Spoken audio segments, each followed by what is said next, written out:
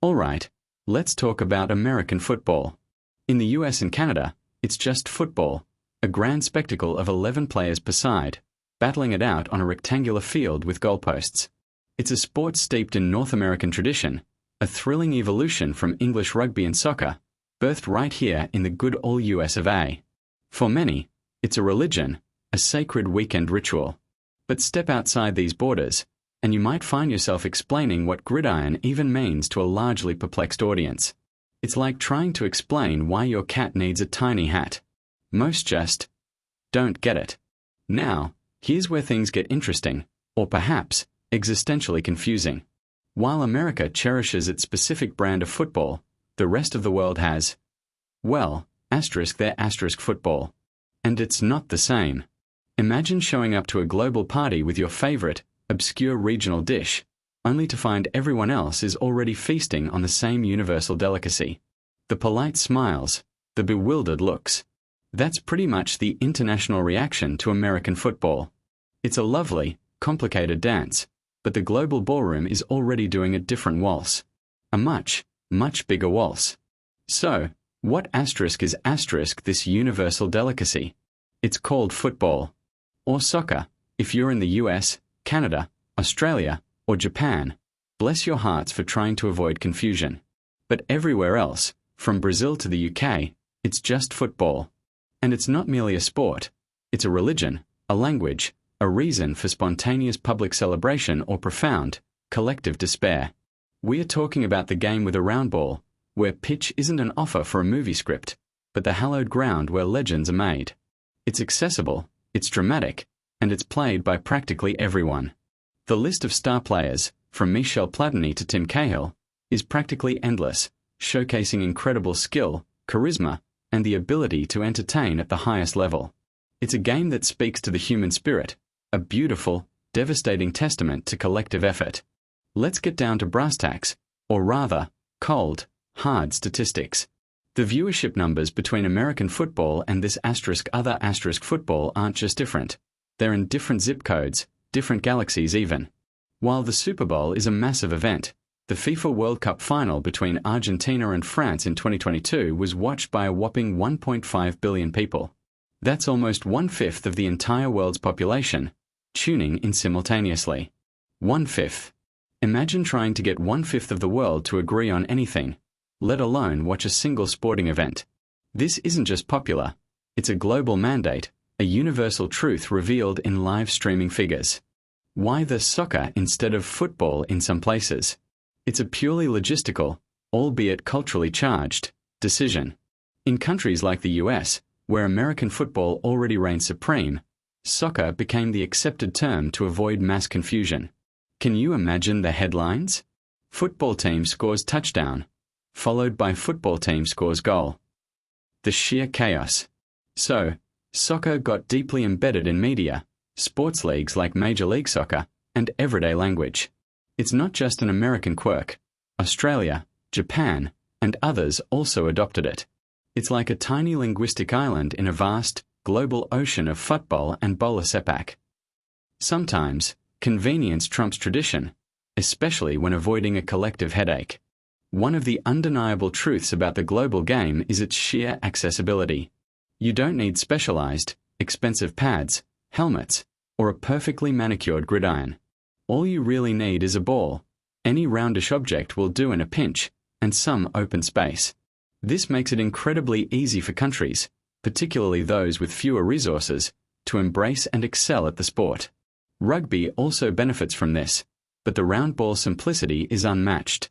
It spread early with British colonies, like a benign contagion, taking root in every corner of the earth. From dusty streets in Brazil to muddy fields in Africa, the game transcends economic barriers, fostering raw talent wherever it lands. It's the ultimate democratic sport. While American football has its history, the global game boasts generations of it. We are talking about clubs with over a century of tradition, rivalries passed down through families, and stadiums that are practically sacred sites. Millions gather in bars, stadiums, and living rooms across nearly every major city outside the US to watch these soccer clubs compete. It's not just a seasonal event, it's a weekly, sometimes daily, narrative that weaves itself into the fabric of life. These aren't just teams, they're identities, shared passions, and sometimes, the sole reason people in different parts of a city are willing to speak to each other. Or, not. The World Game has produced names that resonate far beyond any single country's borders. Michel Platini, with his unparalleled playmaking and goal-scoring abilities, left an indelible mark on world football in the late 70s and 80s. Tim Cahill, a legendary player, helped firmly establish Australia's name in international football. These are not just athletes, they are cultural ambassadors, figures of myth and legend. Their faces adorn billboards, their names chanted in stadiums from Wembley to the Maracana. The sheer star power and global recognition of these footballers create a universal language that, frankly, American football stars rarely achieve outside of North America. It's a different league, entirely. Now, let's be fair. American football isn't without its own fervent following and unique draws. Fantasy football, for example, has become an absolutely massive phenomenon, a subset of gambling that's captivated around 20 million people. There are even entire television shows dedicated to fantasy football owners. It's an intricate, statistical universe unto itself, a testament to the American spirit of turning everything into a quantifiable, highly competitive game. But here's the kicker. This deep engagement often revolves around the stats, the betting, the fantasy of it all, rather than the raw, accessible spectacle of the game itself being played casually by millions in every park and street corner globally. It's a domestic obsession, meticulously carved out. The linguistic skirmishes extend beyond just the name of the sport. British recruits to American football have raised eyebrows by referring to the pitch instead of the field. This isn't just semantics, it's a cultural chasm. For American football, it's a field, where players execute plays with military precision. For global football, it's a pitch, a canvas for artistry and fluid movement. The very words we use reflect fundamental differences in how the games are perceived and played. It's a small detail, but one that perfectly encapsulates the amusing, sometimes frustrating, disconnect between these two footballing worlds. We are not even on the same vocabulary page, let alone the same continent. Here's a curious fact. Despite the modern spread of American culture, American football hasn't really spawned a proliferation of national or regional variants like many other sports. It's largely played according to a very specific, North American rulebook. Canadian football exists, sure, with its own professional league, but it's significantly different and nowhere near the cultural impact or profile of American football. It's not like the global game, which has adapted, evolved, and taken on local flavors wherever it's gone. Gridiron remains a singular, self-contained entity. It's an exclusive club, and the rest of the world isn't exactly lining up for membership, preferring their own well-established, round-ball traditions. Some might argue, what about rugby? It's also a contact sport with an oval ball. And they'd be right. Rugby is played in many countries, especially former British colonies. It's cheaper to play than American football because you don't need all that elaborate padding and equipment, making it accessible for poorer countries like Samoa, Tonga, and Fiji. It also spread early with British colonization. However, even rugby, with its global footprint, doesn't command the sheer, overwhelming viewership and cultural integration that the roundball game does. Rugby is a strong contender, a cousin in the contact sport family, but still firmly in the shadow of the world's most popular sport. It's like being the second favorite child, still loved, but you know who gets the bigger piece of cake. Even where American football is known, or even played, it's not at the same level as in the United States. Its profile and cultural impact simply don't translate globally. The NFL might try to expand with international games, and a former Seahawks quarterback might retire at 37, but these are ripples in a vast ocean.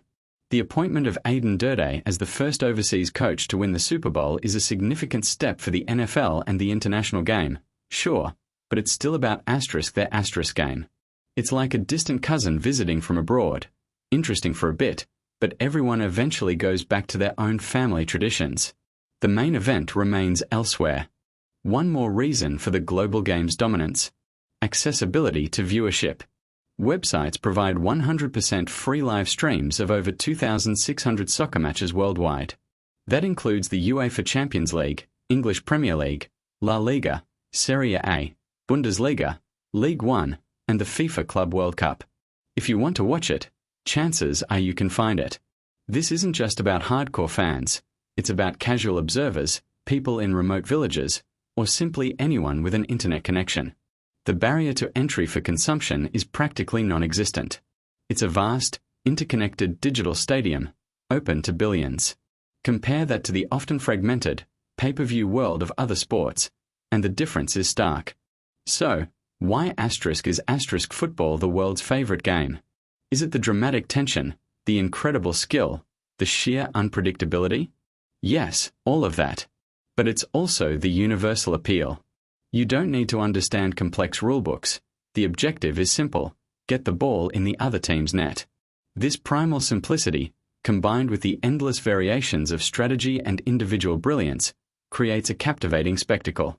It resonates with something fundamental in the human psyche, a desire for tribal belonging, for shared triumphs and losses.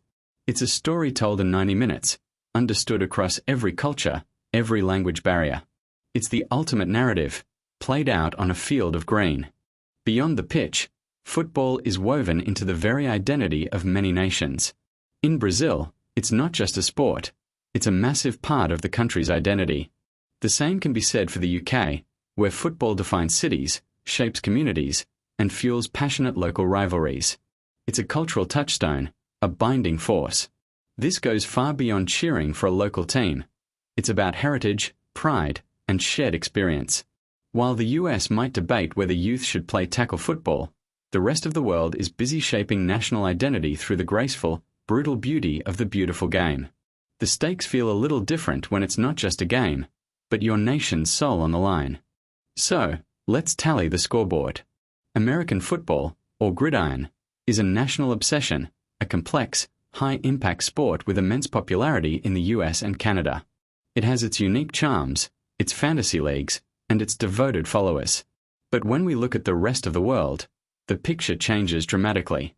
The simple, accessible, round ball game known globally as football, or soccer in a few select corners, reigns supreme. It commands billions of viewers, boasts centuries of history, and is woven into the cultural fabric of countless nations. It's not a competition, but if it were, the global scoreboard would be pretty lopsided. The universe, it seems, has already picked its favorite sport.